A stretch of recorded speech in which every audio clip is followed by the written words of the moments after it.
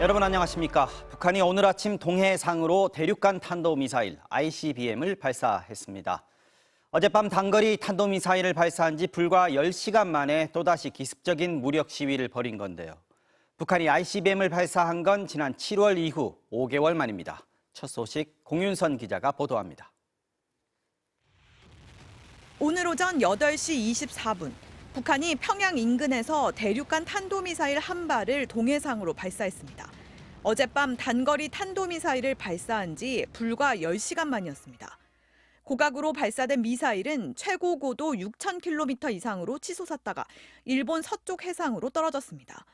비행 시간은 73분. 일본 방위성은 미사일이 평양에서 1,000km를 날아가 오전 9시 37분쯤 홋카이도 서쪽 약 250km 지점에 떨어졌다고 밝혔습니다.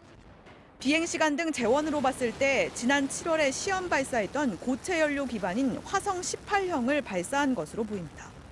당시 북한 당국은 화성 18형이 1,001.2km의 거리를 74분 51초간 비행하며 정점 고도 6,648.4km를 기록했다고 주장했습니다. 북한의 ICBM 발사는 올해 들어 5번째입니다. 지난 2월 18일 화성 15형을 시작으로 3월엔 화성 17형, 4월과 7월엔 고체 연료 기반인 화성 18형 발사를 감행했습니다. 고체 연료는 액체 연료처럼 별도의 주입 시간이 필요 없어 은밀하고 신속한 발사가 가능한 데다 ICBM의 경우 정상 각도로 발사한다면 사거리가 15,000km에 달해 미국 본토 전역을 타격할 수 있습니다. 우리 군은 즉각 대북 경고 성명을 발표했습니다. 북한은 위협적 도발을 지속 감행하고 있다. 이후 발생하는 모든 사태에 대한 책임은 전적으로 북한에게 있음을 다시 한번 엄중히 경고한다. 합동참모본부는 발사된 북한 탄도미사일 경보 정보는 한미일 3자 간 긴밀하게 공유됐다며 다만 실시간 공유는 수일 내에 정상 가동시키기 위해 3국이 긴밀히 협의하고 있다고 밝혔습니다. MBC 뉴스 공윤선입니다. 긴급하게 열린 국가안전보장회의에서 윤석열 대통령은 북한의 도발에 즉시 압도적으로 대응하라고 지시했습니다. 미국, 일본과의 공동 대응도 강조했습니다. 이어서 이정은 기자입니다. 오전 10시 30분 긴급 국가안전보장회의 NSC 상임위원회가 소집됐습니다. 지난달 21일 북한이 소위 군사정찰 위성을 발사해 긴급회의를 연 지 약 한 달 만입니다. 조태용 국가안보실장이 주재하는 회의에 참석한 윤석열 대통령은 우리 영토와 국민에 대한 북한의 도발에 즉시 압도적으로 대응하라고 지시했습니다. 유엔 안보리 결의를 위반하고 정찰 위성을 발사한 지 20여일 만에 북한이 ICBM을 발사하자 강력한 대응을 주문한 걸로 보입니다. 한미일 공동 대응도 강조했습니다. 북한 미사일 경보 정보 실시간 공유 체계를 활용해 한미일 공동 대응을 적극 추진하고 한미 대북 핵 억제 실행력도 강화하라는 겁니다. 한미는 이미 핵 협의 그룹 NCG를 통해 북핵에 공동 대응하는 확장 억제 체제를 구축하기로 했습니다. 공동 작전이 수행이 가능할 정도로 한반도에 적용 가능한 핵 전력과 비핵 전력의 합치 그리고 운용 개념에 대해서 계속 구체화해 나가고 있습니다. 조태용 실장은 미국, 일본의 국가안보실 책임자와 각각 통화하고 대북 제재, 군사 대응 등 3국 공조를 적극 추진하기로 했습니다. 북한의 무력 행위가 이어지는 가운데 외교 안보 라인 개편이 추진되고 있는데 대통령실은 우려할 상황이 되지 않도록 만전을 기하고 종합적으로 고려해 절차를 진행하겠다는 원론적인 반응을 내놓았습니다. MBC 뉴스 이정은입니다. 북한 ICBM의 실전 목표는 미국 본토입니다. 발사 당시 미국은 일요일 늦은 저녁 시간이었지만 백악관 안보보좌관이 한일 안보실장과 직접 통화하며 대응에 나섰습니다. 이 소식은 워싱턴 연결해서 알아보죠. 자, 김수진 특파원, 백악관이 곧바로 대응하고 성명을 냈네요. 어떤 내용입니까? 네, 제이크 설리번 국가안보보좌관이 조태용 안보실장, 일본 아키바 타케오 국가안전보장국장과 전화통화를 했습니다. 말씀하시는 것처럼 일요일 저녁 늦은 시간이었지만 기민하게 대응한 건데요. 통화 이후에는 밤 11시에 백악관이 보도자료도 냈습니다. 북한의 도발을 규탄했고 특히 한미일 공조를 강조했습니다. 지난 8월 캠프 데이비드 회담에서 약속한 대로 세 나라의 안보실장이 직접 나서서 공조하고 있다면서 앞으로도 긴밀히 협력할 것임을 확인한 겁니다. 또 별개로 외교 실무자급 협의도 이루어졌는데요. 한미일 북핵 대표가 3자 전화 협의를 했습니다. 김건 한반도 평화교섭본부장, 미국 쪽에서는 정박 대북 특별부대표, 일본에서는 나마즈 히로유키 북핵 수석대표가 참여했고요. 북한의 추가 도발 가능성이 있다고 보고 공조를 계속하기로 했습니다.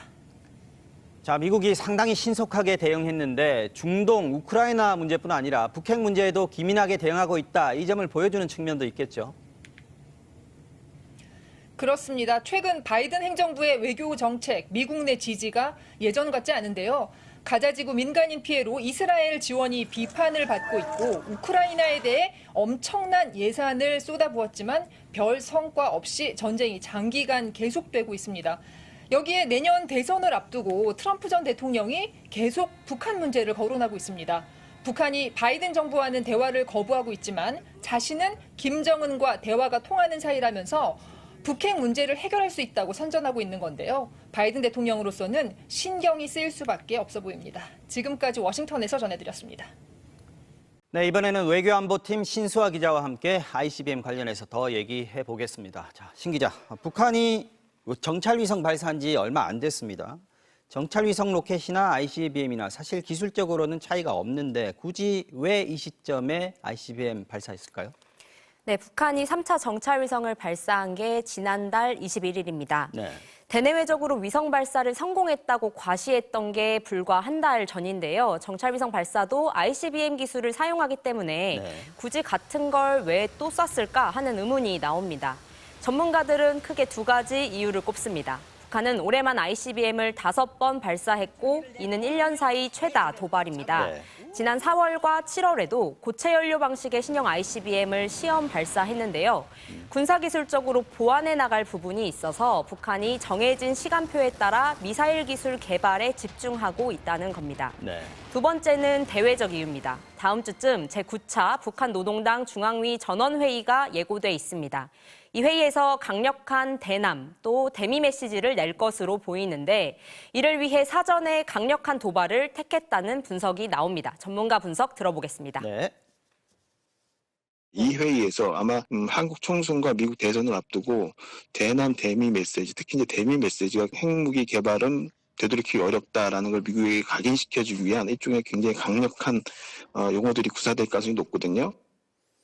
네, 사실 오늘 발사는 국가안보실에서 지난주에 예측을 했었어요. 김태호 차장이 이달 안으로 북한이 ICBM을 발사할 것 같다, 할 것이다 라고 했는데 실제로 오늘 북한이 발사했단 말이죠. 뭔가 조짐이 있었고 우리가 그걸 제대로 좀 예측을 했다, 탐지를 해냈다 이런 얘기겠네요. 네, 한국과 미국의 정보 자산이 북한의 미사일 발사 징후를 미리 파악했다 이렇게 볼 수 있겠습니다. 네. 한미일이 연내에 미사일 정보를 실시간으로 공유하기로 했기 때문에 앞으로는 조금 더 정확하고 신속한 파악도 가능할 것으로 보입니다. 북한이 어젯밤에 단거리를 발사하고 오늘 오전 장거리를 잇따라 발사했거든요. 네. 한미 당국이 단거리 미사일을 보고 저거였나 하는 순간에 추가로 ICBM을 발사한 겁니다. 일종의 기만 전술이란 분석입니다. 들어보시죠. 네. 기만적이고 또 혼란 주기 위한 또 정보 자산을 분산시키기 위한 이런 것이고 또 나름대로 우리의 한미일 어떤 정보 공유 체제에 대한 어떤 테스트 뭐 이런 것이 가능성이 많은 거죠. 자, 한미일이 제대로 탐지하고 있는가 하는 거에 대한 일종의 테스트일 수 있다 이런 거군요. 자, 그렇다면은 연말 연시에 북한이 다시 또 도발을 할 가능성도 있다고 봐야 됩니까? 네, 전문가들은 북한이 연내에 추가로 신형 중거리 탄도미사일을 발사할 가능성을 주목하고 있습니다. 네. 내년 3월에 한미연합훈련이 열리고 내년 4월에는 총선이 있는 만큼 그 전까지 집중적인 도발이 이어질 수 있다는 전망입니다. 이런 와중에 현재 국정원장이 공석이고 외교안보라인 수장들도 잇따라 교체될 것으로 보이는데요. 네.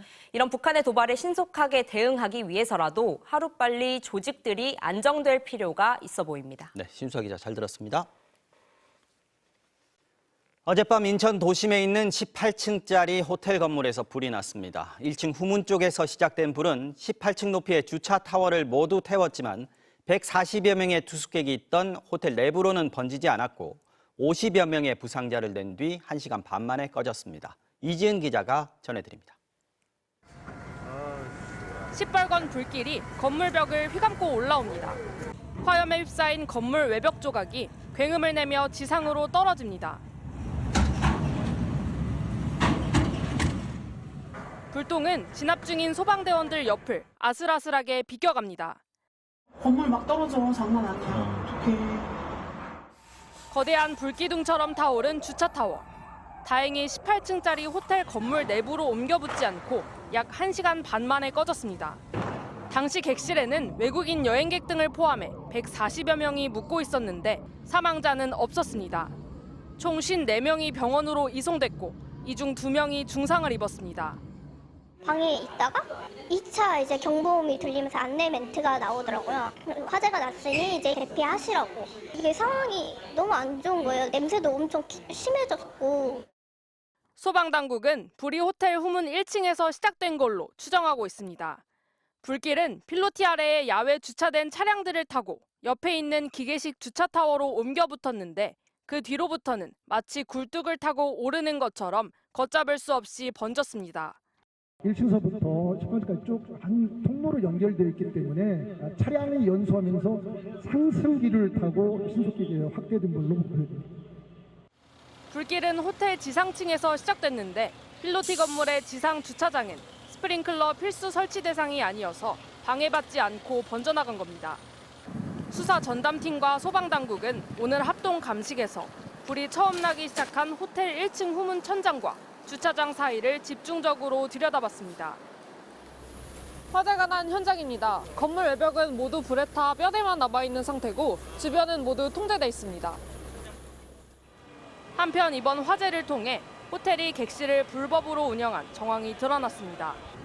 지난 2015년에 지어진 이후 2층부터 6층까지 있던 오피스텔을 숙박시설로 불법 용도 변경에 사용한 사실이 7년 만에 적발된 겁니다.